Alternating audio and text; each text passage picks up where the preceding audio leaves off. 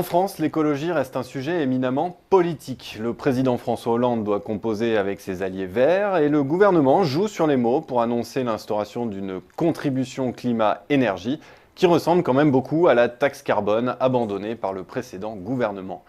Et pendant ce temps-là, la France accumule du retard sur ses voisins en matière de transition énergétique. C'est ce dont va nous parler mon invité aujourd'hui. Bonjour Guillaume Duval. Bonjour. Vous êtes rédacteur en chef du mensuel Alternative économique, dont le prochain numéro fait sa une sur la politique fiscale, mais il y a également un long dossier sur cette transition énergétique. Alors première question, quelle est l'ampleur de notre retard en la matière ? Les Français le mesurent assez mal, mais ce retard est important.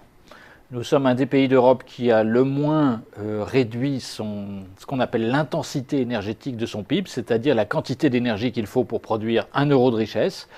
Elle a baissé de 13% depuis le début des années 90 en France. C'est un quart dans l'Union européenne et un tiers dans l'Europe des 27. Aujourd'hui, bien que l'industrie pèse 2 fois moins lourd dans le PIB français que dans le PIB allemand, il faut 7% d'énergie en plus en France pour produire 1 euro de richesse et il faut aussi un tiers d'énergie en plus pour produire 1 euro de richesse qu'au Royaume-Uni. Donc c'est considérable sur ce plan-là, c'est considérable aussi sur le plan du développement des énergies renouvelables. La France, c'est un pays qui aujourd'hui produit moins d'électricité d'origine renouvelable qu'au début des années 90. 8%, enfin la part dans la production d'électricité a baissé de 8%. L'Allemagne, on y reviendra sans doute, c'est un pays où on est passé de 5% à 20% en l'espace de 20 ans.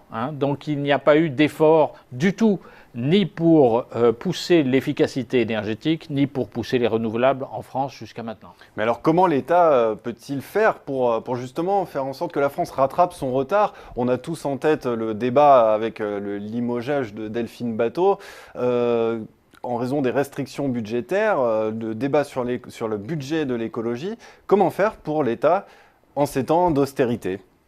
C'est effectivement une grosse question, une question difficile, mais simplement si on ne réussit pas à le faire quand même, ce qu'il faut bien avoir conscience, c'est que l'Europe, la France, ne sortira pas de la crise d'aujourd'hui. Ces affaires-là, ce n'est pas une histoire de faire plaisir à nos petits-enfants ou à nos arrière-petits-enfants, ce n'est pas une histoire d'être gentil avec les gens du Sud pour leur laisser un peu de pétrole et de gaz pour se développer eux-mêmes.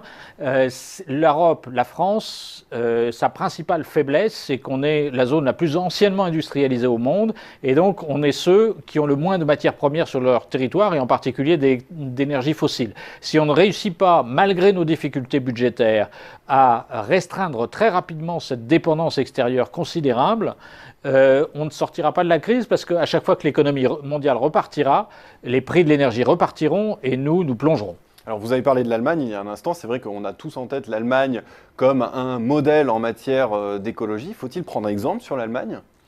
L'Allemagne a fait des efforts considérables depuis 20 ans dans ce domaine-là, avec une grande continuité, que ce soit des gouvernements de gauche ou de droite successifs sur ce terrain.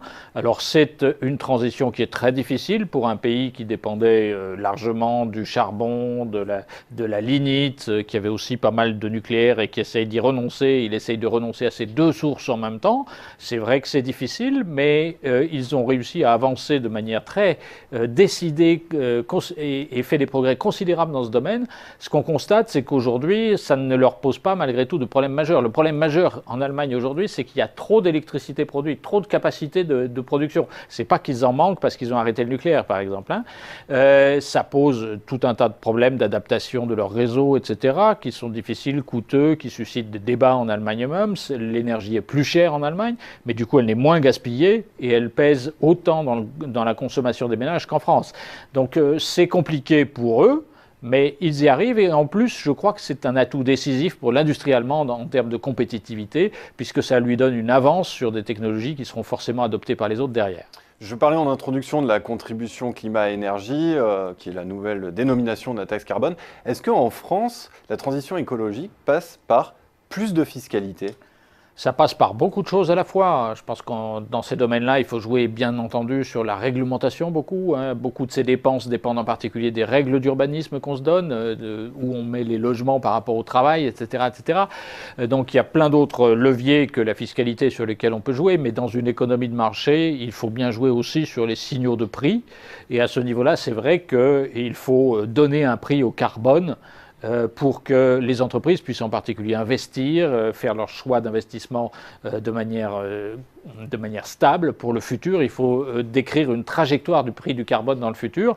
C'est ce que le gouvernement s'apprête à faire en créant donc cette nouvelle contribution énergie-climat, donc en augmentant progressivement les taxes sur l'énergie pour tenir compte des émissions de CO2 des différentes sources d'énergie.